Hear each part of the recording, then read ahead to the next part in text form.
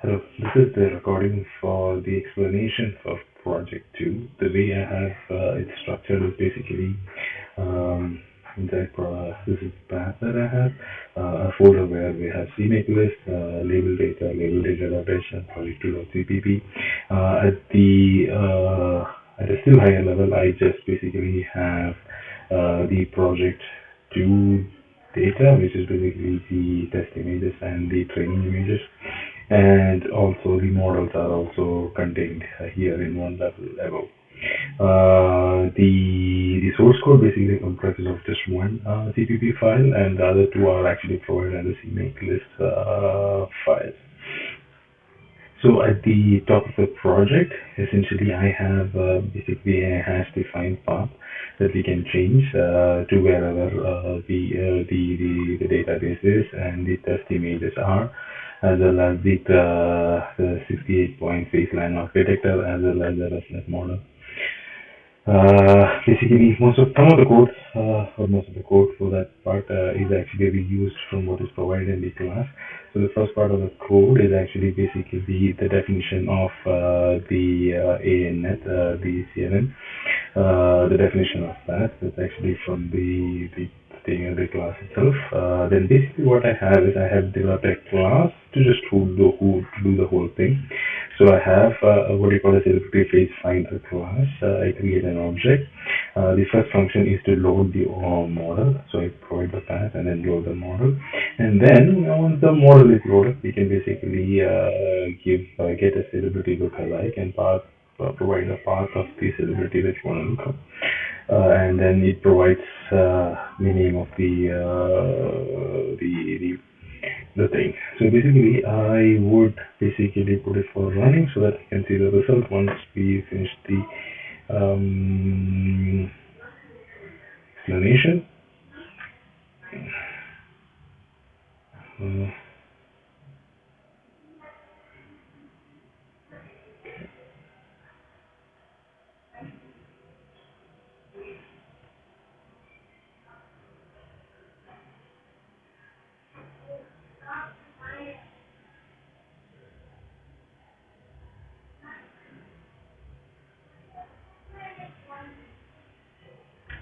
okay. Okay. All right. So it's running. So when we finish the explanation, we'll find the result. So basically, the celebrity face finder. The first function is the list directory function, which basically I used as essentially from the page provided from the class itself. Basically, it's given a directory, you will find this will return the folder names and the file names of that folder. The other one is basically the same function that is provided in the class, the filter files. The only thing I've changed is that instead of an int, I changed it to a string so that the lookups are based on strings. That's pretty much the only change that I've done to this filter file function.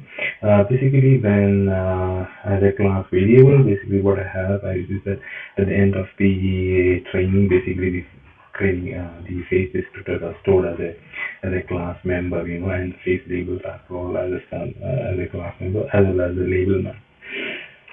Then this basically the instance of the front face detector and the landmark detector and this convolution neural network.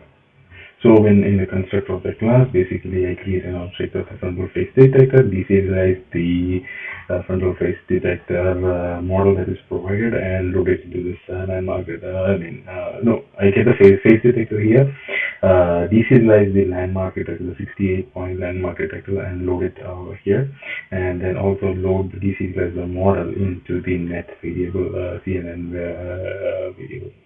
Then the label map, I actually call the provided function from the label data.tree. Right? This function basically is called get vector. Basically, what it's going to do is essentially a part of it is also provided is using a function. Is basically if you give a file name, essentially what it's going to do is it is going to get to 128 dimensional vector. Okay, so what it's going to do is it's going to read the thing in color. It basically converts to RGB format, which is used by dlib, and then it converts to a very specific RGB pixel format used by the dlib. Okay, then we use a face detector to detect any number of faces that is there, and for each face that we detect, we basically use a landmark detector to detect the 68 point face. Okay, then this when we use this particular function called extract chip, where we provide the landmark itself, and we also told that it to get the 150 by 150, the face chip from this. So from this particular image, you get a face chip, which is used, which is very similar to the training, and then from that, once you get a face tip, you basically pass it to the convolution neural network, and then you get the 128 dimensional face descriptor vector for that particular thing. And then what we do is basically this is basically a vector of this thing, what we call face name, and we basically push it back. So for every face that is detected, we basically create a 128 byte. 128 dimensional vector and a vector of that. Okay, and this is the function that is essentially called as the first step. This is basically the load model. Again, you've passed the folder of the celebrity images. So what we do is first we list the directory basically to understand how many subfolders are there. Then I have two sets of things. This is basically to create then the path of the file name itself and what is the label. So we iterate over the whole folders. Then what we do is basically get a subfolder. The subfolder is the name of the person itself, and then we extract then the exact the last portion of the subfolder, and then from there we basically find the list. And in the second portion where we call the list directory, we basically use the file names, and then these file names, the ones that ends with JPEG, basically we create, we basically attach the label name. So for all the folders that all the files, the JPG file that's in the folder with N00, will have the label name N00. Okay. So the first part portion is basically to just make it, just create this path, a list of path and then the label, a list of path and label, list of path and label. Okay, then we have finished passing the folders. Then what we do is the next step is basically for each of these image files. Basically, what we do is essentially the same thing as what we did there. I developed that function later. So basically, you read the file, I read, convert it into RGB, convert it into the DB format, do the detect the faces using the face detector. And then for every face, essentially, you do a landmark detection to understand the shape of the face. You get the face chip, and then basically, what you do, you basically send the face. Once you extract the face chip, you basically pass it to the face chip. Pass it through the convolution neural network, and you get a 128 byte, 128 dimensional description of that particular face. And then what we do is basically to this global array, we basically, so that this is a global variable, this is a class variable, right?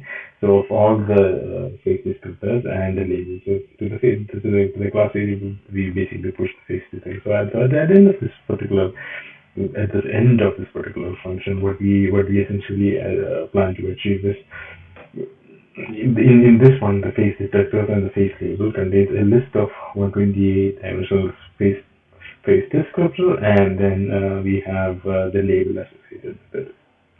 Then, the next function in this particular call is called get celebrity lookalike. This is the second lookup portion where we provide the test images. So we pass one of the paths to the same test image. What we do is basically over here is that first we start with the node none as a return value, and the minimum distance is 1. Then what we do is I call this function here called get, which I described earlier, and to get the face descriptor corresponding to this f. Okay. Then the next thing that I call is the nearest neighbor function. Nearest neighbor basically finds the distance between this particular vector that I just have here and the global set of vectors. Find which one is the closest to one that is available. Okay, so the nearest neighbor is called, and that basically that function basically returns in ret the name of the person that it matches. So if ret is not equal to none, then we basically look up. So basically this one will return the name of the folder, and then we do a lookup at label map to convert it to the name of the actual person which we do. So the nearest, so that's all pretty much right in this one. And then the nearest neighbor function essentially, right? So what we do is we pass in uh, the query. So basically this phase descriptor is what we pass, and then label is what we want to get in return, and then the minimum distance to distance. So what we do is over here, we basically, so phase descriptor is a list of all the phases, this 5,830 face descriptors. You just is a list of all the 5,830 face descriptors. You iterate through all those 5,830 face descriptors, and you look at the distance. Distance is the length between this descriptor and that descriptor. You do a subtraction of that. Uh, and if it's less than the minimum distance, you just basically update the minimum distance, and so basically you iterate through it and find out which is the face descriptor which is closest to the descriptor we just passed over here. Okay, and then we basically make sure that this is at least a particular threshold actually. So I tried with 0.1 or 0.5, then only Amitabh Bachchan was being detected. Obviously, I had to put at least 0.6 for Serena and Amitabh Bachchan to get detected actually. So the minimum distance, if the minimum distance is greater than a particular threshold, which is like zero point 0.6, then yeah, so then there is no similarity. That's the general idea. Otherwise, you will basically look up from page labels what is the minimum distance. Alright, so I hope by this time this will finish running, and then we'll have the results. So now okay, so you see, so this corresponds to, till here was basically the loading the model of everything. All the 5,830 were loaded here. Then basically we did a celebrity lookup. Part one, this thing, so finished vectorizing is just over here. Finished vectorizing, that's the load model ends, and after that we basically looked up Serena, and then we looked up Sofia Solaris, as well as we looked up Shashikant as well, and they returned Serena and Amitabh Bachchan. So that completes the description of this particular project due.